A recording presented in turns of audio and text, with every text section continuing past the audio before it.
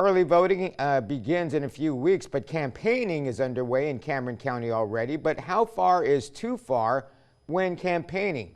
CBS 4's Tiffany Huertas took a closer look and spoke to some people who say campaign workers went too far.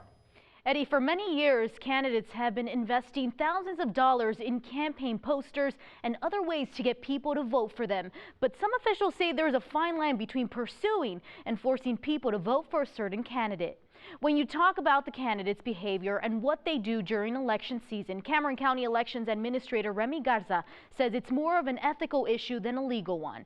As we've reported in the past, if some candidates need dependable votes, they will resort to hiring politiqueras, a person who works for a candidate to encourage people to vote. A big target is adult daycare facilities.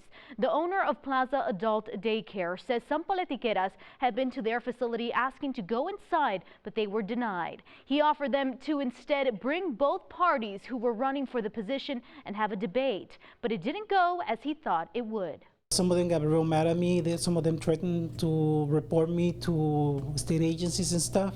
But this is a private business. I do not.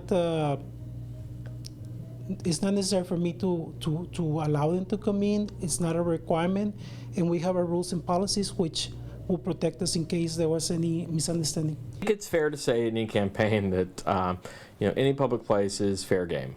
However, when you start intruding into places where you're not necessarily invited or welcome, you start to run into trouble.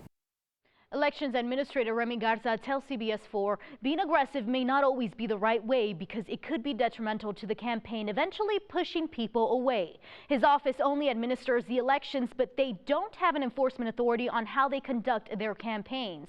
Garza says the Texas Ethics Commission oversees the candidates' behavior.